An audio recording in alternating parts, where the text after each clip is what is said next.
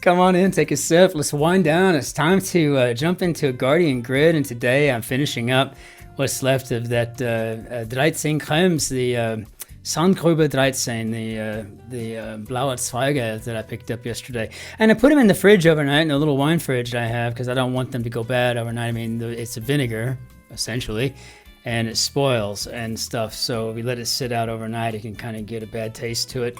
So I always put mine in the fridge, but whenever I do, I'm always impressed with how much more refreshing it can be, especially depending on your mood or just kind of what's going on, right? And so it's a fabulous thing to have, and it just makes drinking that second day bottle all the more of a pleasurable experience, right? You're not wasting anything, for one, and number two, you're kind of getting the added benefit of having slightly chilled, which is beautiful. So I want to say thank you to everybody real quick before we begin, just by saying, we made that goal of 500, and in fact, it's still climbing, and I appreciate that. I mean, I want the channel to cover the world. I want everybody to be part of something that is not violent, that is not, political discord, mayhem, nothing ugly going on, just a bunch of friendly people sharing wisdom, having a good time, laughing through some funny clues, just, getting through and increasing our wit and our clever factor, and just being around people of like mind, and character. And there's nothing like it in the world. It just means the world to me. And the point is that we are growing. We don't market. We don't do hardly anything to grow. The channel's growing on its own. It's growing because of you. And I want to say thank you for that. And without further ado, let's jump into our quick crossword number 17-43. I don't know how many months I've been doing The Guardian now, but I have really come to love this thing, even though more often than not, I get kind of punched in the mouth over this thing. But it's definitely worth every second. I'm just enjoying it. Believe me, I'm enjoying it. I'll get out. So a skilled writer or a speaker, no idea. Nocturnal members of Parliament, and that question mark makes me think of Parliament. First of all, it's not capitalized, and second of all, that's a unit of measure when it comes to owls, I do believe. When I was a kid, I was so into units of measure, right? I thought it was so cool to have a pride of lions, a parliament of owls, a gaggle of geese, and just all these different units of measure, which I always thought was fabulous. I just love that like you would not believe. So, and I'm still learning them to this day. I mean, I had no idea. There was something I just had, wow, that's what? A desk of cheese? Or whatever, right? I mean, I just made that up. That came from Family Guy. But I just find that funny, though. There are some things that throw you for a loop, right? It's just fun. It's just fabulous. So a platform at 4 could be a dais. I don't know what else. Off the top of my head. I mean, hell, we've got this skilled writer or speaker up here at 1 across. Lord knows whoever they are, they're going to need a dais. Maybe a podium. Upon that dais, you in a stew. Well, I don't really think that needed to be. The question mark seems kind of superfluous. I mean, I think this is probably mutton or some other variation. We could check ourselves real quick.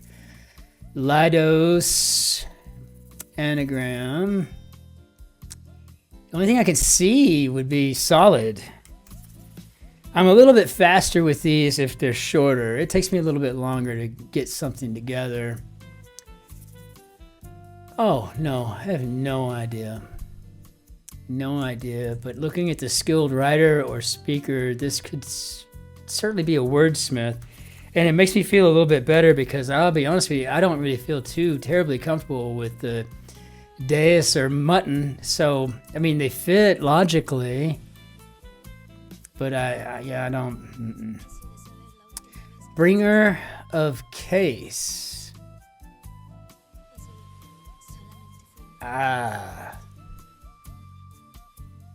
See, I don't use very many articles, definite or indefinite. When I say y'all, I mean I'm talking about the UK audience. When I was much younger, I mean, I grew up on NPR. I was also listening to BBC News at night and National Public Radio in the day, and whenever we'd hear the BBC News, because they'd always drop in a little BBC News blurb 3 or 4 times an hour or whatever it was, And then today in hospital, And I remember at like 7 or 8 years old going, should it be in the hospital? But it was always in the hospital and whatnot. And so bringer of a case in American English, I guess, Yank English. I'm assuming this is a plaintiff. And I find this really fascinating. And now I really don't know what this luncheon is. I have no idea. So now we know where I'm going to get smacked in the face. I'm not even going to try. I have no idea. I wouldn't even know where to begin. If I had to guess off the top of my head, I would say, well, it must be a toughing, right? I don't know. And if you're all going, yeah, that's it. Well, I'm sorry, I don't. And I'm not going to just take simple, wild A guesses anymore, right? I mean, I either know it or I don't. And coins, the anagram here could be Sonic. Could be. U.S. state. Capital, Salem. Oh, okay, I get what, okay, fine. Oregon. I was like, is that the capital? You want the capital? You want the state within which this capital can be found? I don't, Cratered view? Oh, no idea. For a French person, oh well, 4, 2, and 3, huh? Well, I am going to go ahead and say la vie. In keeping in the French, I'm going to say la vie, but the French, they just bring it all together. I'm going to say la vie. I love French. It's a beautiful language. It really is my favorite. Nini. Is this a T? Taiwanese capital? Could be Taipei. Could be. I mean, it is the capital. So, Nini could be a nit. Wit. All right. Starting to get used to this keyboard. Pretty proud to say. Cratered VSC. I don't even know. Weedle. 4 letters, Weedle. Man, I want to say like, nag and whatever. I guess it could be a coax. Quit wheedling me! A handled bucket. Wasn't it Monty Python where the insanely morbidly obese individual comes into the restaurant and he's just like, pale! Something like that, pale! And he just begins to like throw up and... or whatever you refer to it there. And I guess this cratered view could be a moonscape. Never forget my very first high-powered telescope and my first high-powered stethoscope. I remember that too. I got a Littman cardiologist deluxe model one time. Ooh, it was nice. It was a nice stethoscope. I mean, I was a surgical tech going through undergraduate, and I had a nicer stethoscope than most surgeons had. I mean, it was great. But I made really good friends with the medical supply rep, right? So castrated cock could be a capon.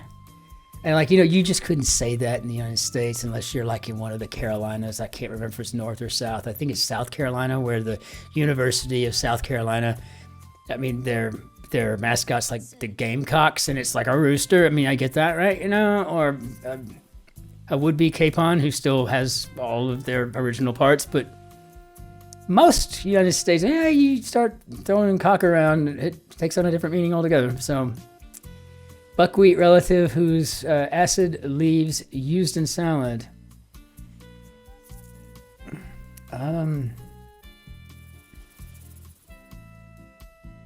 It's just an S.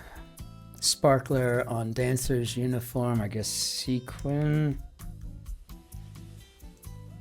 And let's see, 13 for a baker would be a dozen. Yeah, I'm kind of avoiding this 19 down a little bit because I can't remember if it's like Sauron or Sorel, but I know what it is, I just don't remember. I can put in what I think it is and we'll see if it works, but I tape over. Let me get a couple more things in here. Otherwise, I think that might be an operative, but could be a stub going with operative. Is this a V? Level pegging could be even. Now that, by the way, is me that's just me being used to vernacular from the UK. I don't think anybody in the States would say, we need to get some level pegging going on here. I mean, no, I don't think you would ever hear that there. I'm going to go ahead and trust my instinct and put in operative, which is pretty easy to do. It is already halfway spelled out, but Oz stagnant pool. Maybe a billabong? That's just not something that I feel very comfortable with at all, putting it in there. Invalid delivery, 2 and 4. Is it cricket or rugby? Is it no ball? Sometimes humorous shared image. I'm assuming this is a meme. And opener and closer, I can only assume it's a door.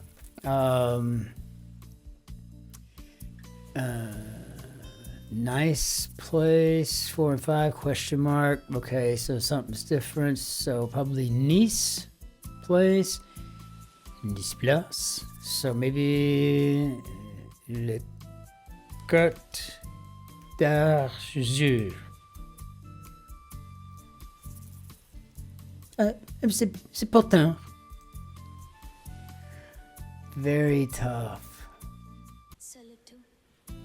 Oh. Oh, come on. Maybe grueling?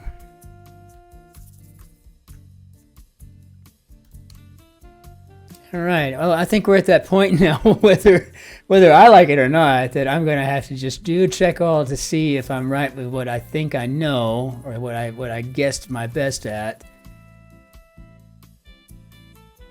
And it looks like, oh no, what did I put? I put moonscope or moon. I thought I put moonscape in there. What did I put in there? Oh no, okay, so obviously that's wrong, but let me just check it again, because I got to figure out what I was supposed to know there. Yeah, I must have fat-fingered something. Okay, now it's time for me to figure out what this luncheon is, because I'm going to have to got my trusty Mont Blanc ready to copy here for my homework. What is this? This is luncheon is a tiffin. Okay. If you have any insight on tiffin, i.e. Neil, do you ever use this word? Neil is that go-to guy for me. He is so well versed in British vernacular, or shall we just call it English? And he's always been so clever. And yeah, Neil, here's to you, my friend. So the Yank takes one on the chin, which is just fine with me, because I learned what a tiffin is. Now I got to do some research on it and figure out like really how to use it in a sentence correctly. I mean, I'm assuming it's also a noun like that, but I don't know. Could it be a verb?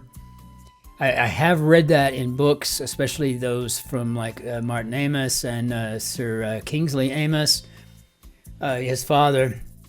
One fat Brit, I think, or something along those lines, that he had written on his back with a lipstick or something. I don't know what the whole story was there, but it really is quite fascinating. But yeah, you know, it's time for luncheon, or we will have luncheon or something. I don't know. It's time to luncheon. So I don't know if I remember exactly if this is a noun or a verb or both, but nevertheless, so much fun. Great grid. Learned something here, and also had a really good time.